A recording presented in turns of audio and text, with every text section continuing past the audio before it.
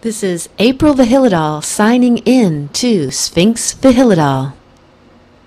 In August 2012, I had been researching the shadows on the right paw of the Sphinx Phenomenon. I was using graphs, charts, models of the Sphinx, pictures of the Sphinx with angle lines drawn in to demonstrate the altitude and azimuth of the Sun on February 21st, 1 month before the vernal equinox, and October 21st, 1 month after the autumnal equinox. I was trying to demonstrate the truth of the shadow phenomenon and its relationship to another one of my geo-mathematic discoveries.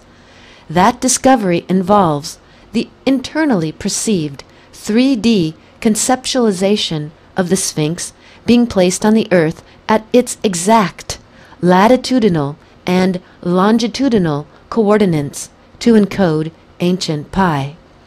That same discovery led to yet another discovery, the realization that the ancient builders of the Sphinx had also encoded the ancient radian into the Sphinx via geo-mathematics. It was at this time I was discussing this subject at great lengths with my colleagues. From within the circle of my colleagues, the idea was presented that I use Google Earth to demonstrate the point I was making. I set about the task of doing just that.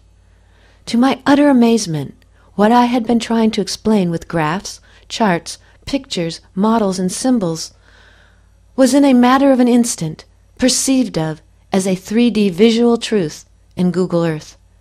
It was at that very moment that I began noticing more and more of the shadow play related to the orbital geometry of the Earth year, and in particular, the summer solstice day.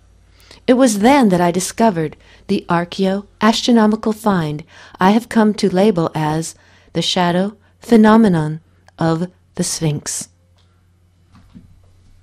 If you have seen my latest YouTube, the one that I created for my adventure to CPAK 2012, then you will have seen an example of the Sphinx smiling using Google Earth and time-lapse photography. I am also setting up the process of the smile and the shadow play of the face of the Sphinx on my website, sphinxvihilidal.net. The shadow of the smile of the Sphinx takes place at 10:17 a.m.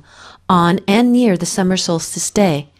This is just the first transformation that the Sphinx undergoes. There are 4 more transformations the Sphinx goes through in the course of the day. I am writing books and preparing DVDs on the other 4 transformations the face of the Sphinx undergoes on the summer solstice day. When I was at CPAK 2012, I had prepared a book for the conference on the aforementioned subject.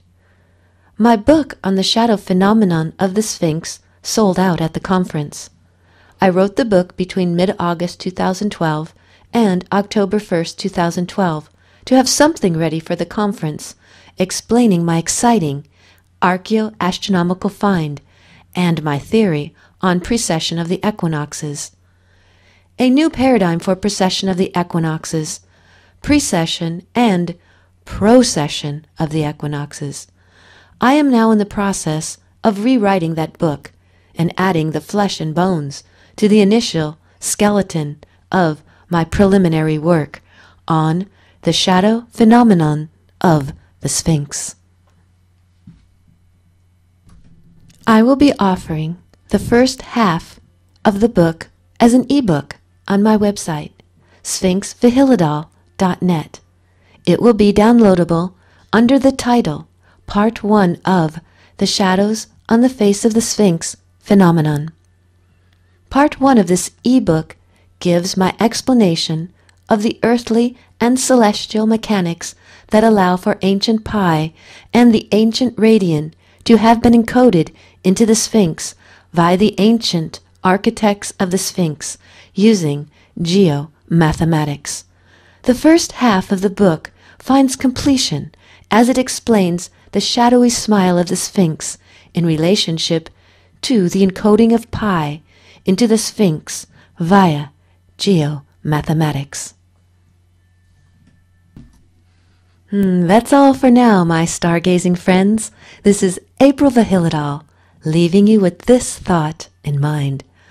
Look to the heavens for silver moonbeams, rays of golden sunlight, and azure blue starshine. May your guiding stars align propitiously, and may the Sphinx smile upon you.